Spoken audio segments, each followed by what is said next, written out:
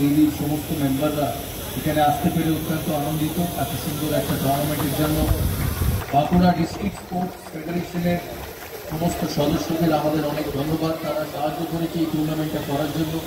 যারা পার্টিসিপেট করছে আমার সামনে আছেন আটটা টিম, তাদের সঙ্গে যারা যুক্ত। আজকে শুরু এই টুর্নামেন্ট 27 তারিখ, আজ ইনগরেশন, ফাইনাল হবে 3 তারিখ।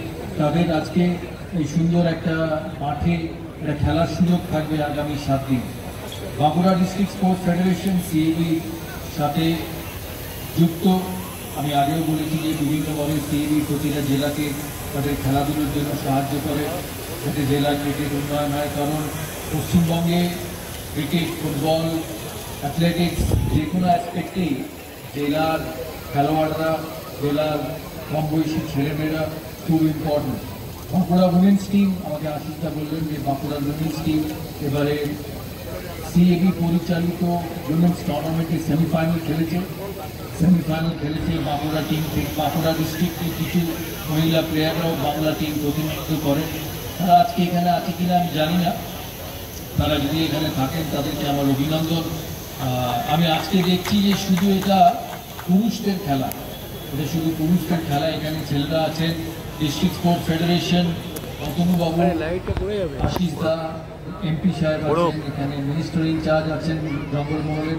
তাদের সবাইকে আমার এক রিকোয়েস্ট থাকবে যে আজকাল শুধু ছেলেদের খেলা নয়, মেয়েদের খেলাও অনেক এগিয়েছে।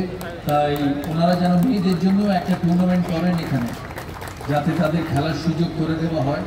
আমি বেশি সময় আপনাদের নেব না, কারণ আমি চাই খেলাটা শুরু হোক। অনেকেই এখানে অনেকক্ষণ ধরে বসে আছে খেলাটা দেখার জন্য। এই সুন্দর ফ্লাড লাইটে এই ছোট্ট মাঠে আজকের এই খেলা। সবাইকে আগামী 7 দিনের আমার অনেক অভিনন্দন। এই সুযোগ সদ্ব্যবহার করবে, কারণ প্রতিটি প্লেয়ার যে ভারতের ওই খেলে কোনো না কোনো দিন, তারা এইভাবেই শুরু করে, তাদের এইভাবেই সুযোগ করে দেওয়া হয় খেলার।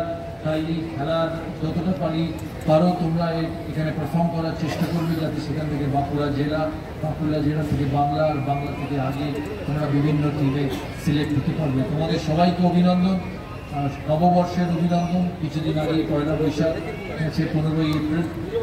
তাই সবাইকে, বাঁকুড়ার সমস্ত মানুষকে আমার নববর্ষের অভিনন্দন রইল। আর যারা এই টুর্নামেন্ট অর্গানাইজ করেছে তাদেরকে অনেক অভিনন্দন সিএবি সবার তরফ থেকে। ভালো থাকবে, সুস্থ থাকবে।